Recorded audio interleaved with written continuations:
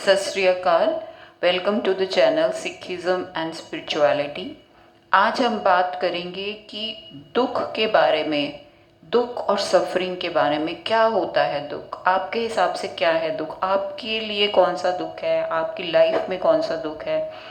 आप ये शेयर कीजिए कि आप दुख को कैसे देखते हैं, और गुरबानी जो हमें बताती है वो हम इस वीडियो में शेयर करेंगे।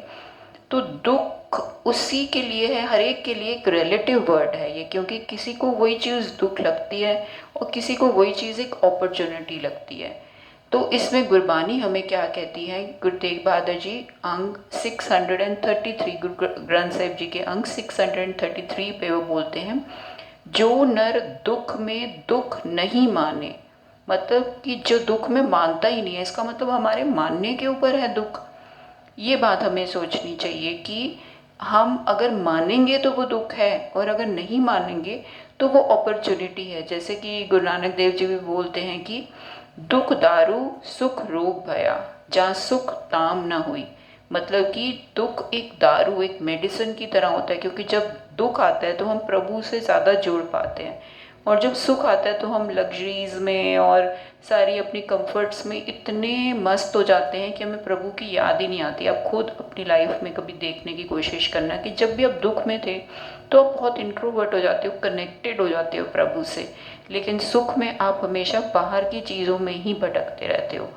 तो गुरबानी हमें कहती है कि दुख अगर आ रहा है, जो तुम्हारी नज़र में दुख है, वैसे तो कुछ दुख नहीं है। जो हर समय प्रभु से जुड़ा रहता है वो तो हर समय आनंद में रहता है। लेकिन अगर आपकी नज़र में कुछ दुख आ भी रहा है तो वो उस दुख को मानना नहीं है। जो नर दुख में दुख नहीं माने, अब वो कैसे स्थिति आएगी, तो उसके लिए अलग अलग बाबा जी ने एग्जाम्पल्स दिए। जैसे सुख सने और भय नहीं जाके कंचन माटी माने। मतलब कंचन मतलब सोना, सोना को और मिट्टी को उसके लिए इक्वल है। जो कि पहले भी उन्होंने इसमें यही एग्जाम्पल्स के थ्रू बताया था कि इक्वल कैसे हो सकती है, क्योंकि जब हम लाइफ में लीड करते हैं तो हमें लगता है कि सोना तो सोना है और मिट्टी मिट्टी है, हम सोना और मिट्टी को एक कैसे मान लें। लेकिन अगर हमें गुरबानी को मानना है तो हमें सोना और मिट्टी एक जैसे माननी है। मतलब कि उनकी इम्पोर्टेंस जो है वो इक्वल है गुरु की नज़र में। गुरु की अगर नज़र से देखें तो सिर्फ प्रभु ही सोना है। प्रभु से कनेक्शन जो हमें आनंद देता है वो एक्चुअल गोल्ड है हमारे लिए। हमारी आत्मा का जो गहना है वो गोल्ड है, और जो हम बॉडी को सजाते हैं गोल्ड से, वो मिट्टी को मिट्टी से ही सजा रहे हैं। वो प्रभु की नज़र में गोल्ड नहीं है। तो अगर प्रभु की नज़र में नहीं है तो हमारी नज़र में भी नहीं होना चाहिए। तभी हम प्रभु से जब कनेक्शन करना है तो उसके थॉट्स और हमारे थॉट्स मिलने चाहिए। तो इसलिए गुरु तेग बहादुर जी हमें ये सब बता रहे हैं कि अगर तुम अपने थॉट्स ऐसे करोगे तो तुम्हारा अंदर प्यूरिफाई हो जाएगा और तुम्हारे अंदर ही प्रभु बैठा है, वो तुम्हें दिख जाएगा। तो वो क्या कहते हैं, सुख सने और भय नहीं जाके कंचन माटी माने, नह निंदया नह उस्तत जाके लोभ मोह अभिमाना। ये नहीं कि हम किसी ग्रुप में बैठ गए तो किसी की निंदा करने लग गए और किसी की अच्छाई करने लग गए। तो वो भी गुरु ने हमें मना की है कि लोभ मतलब लालच नहीं करना, अभिमान नहीं करना, अटैचमेंट मोह नहीं करनी। अगर इन सब चीज़ों से हम दूर रहेंगे तो हमारा मन प्यूरिफाइड रहेगा और प्रभु से कनेक्टेड रहेगा। हरक सोखते रहे न्यारो, ना ही मान अपमान। किसी ने मान कर दिया तो हम बहुत खुश हो गए, किसी ने अपमान कर दिया तो हम दुखी हो गए। तो जब हम मान और अपमान से अलग हैं, अपनी सेल्फ रिस्पेक्ट में है। सेल्फ रिस्पेक्ट होती है कि जब हमें पता है कि हम एक कॉन्शियसनेस है, एक सोल है, और दूसरा इंसान भी कॉन्शियसनेस है, लेकिन उसको पता नहीं है। मान लो वो ईगो के वशीभूत होके या अहंकार के वशीभूत होके कुछ उसने कड़वे शब्द कह दिया, कुछ ऐसा कह दिया जो हमें अच्छा नहीं लगा, और अगर हमारे ईगो के थ्रू हम उसको देखेंगे तो वो हमें अपमान लगेगा। लेकिन कॉन्शियसनेस के थ्रू देखेंगे और गुरु की मत के थ्रू देखेंगे कि गुरु ने बोला है कुछ अपमान नहीं है, तो हमें बस कुछ अपमान नहीं है। जो गुरु ने कह दिया उसकी बात को हमें मानना है, तभी हमें हमारा प्रभु से कनेक्शन हो सकता है। अगर हम चाहते हैं कि प्रभु से कनेक्शन हो तो हमें ये सब गुरु की बात माननी है। अगर हम चाहते नहीं हैं तो अलग बात है। क्योंकि अल्टीमेटली जो प्रभु से कनेक्शन है वो ही हमें पावर देता है, स्ट्रेंथ देता है।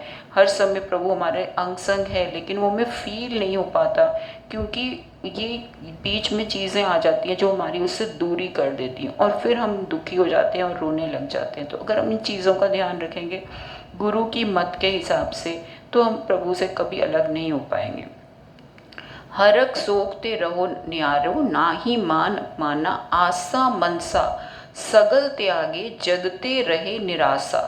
मतलब कि आशा, कभी कोई डिज़ायर्स को अगर छोड़ देंगे, जिसने बुद्धिस्ट रिलीजन देखा होगा उसमें भी उनकी मेन एम्फोसिस क्या होती है कि डिज़ायर छोड़ो। अपनी डिज़ायर छोड़ दी तो आपका भला हो गया, क्योंकि आप फ्लो में बहते गए। डिवाइन फ्लो, एक डिवाइन एनर्जी का जो फ्लो है वो अपने आप बह रहा है, उसमें हमें जस्ट पता चलता जाएगा कि प्रभु हमसे क्या चाह रहा है, हम वही करते जाएंगे। लेकिन अपनी डिज़ायर्स में रहेंगे तो हम we will be flowing against the stream.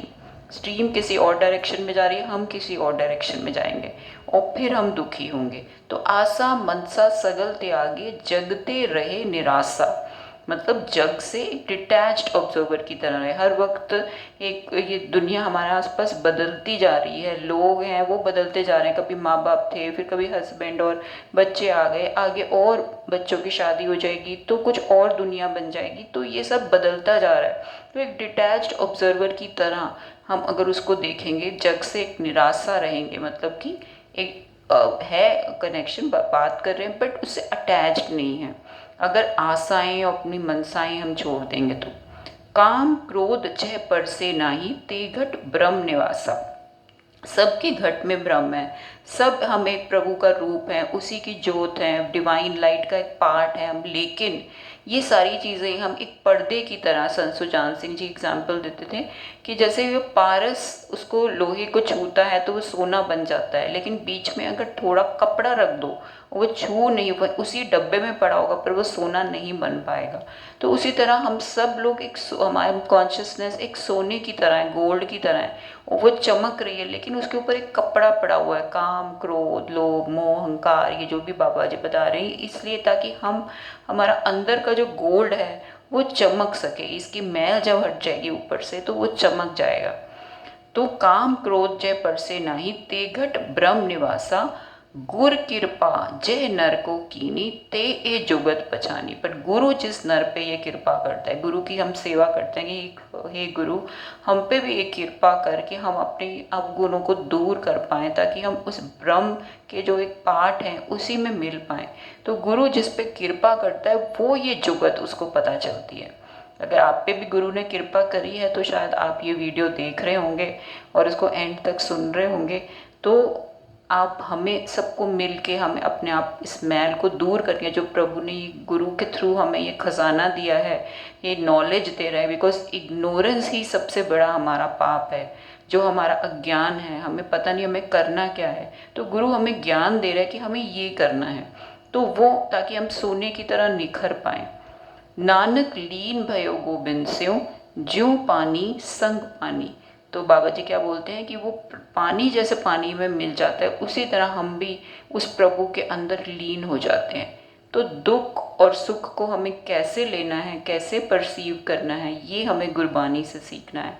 और आप लोग भी अपने थॉट्स शेयर कीजिए कि आप क्या सोचते हैं इस बारे में, ताकि मेरी भी नॉलेज बढ़ सके और मैं भी, मुझे भी कुछ ज्ञान मिल सके। जो भी, क्योंकि सबका अलग अलग एक्सपीरियंस होता है, सबके अलग जगहों से लोगों ने ज्ञान लिया होता है।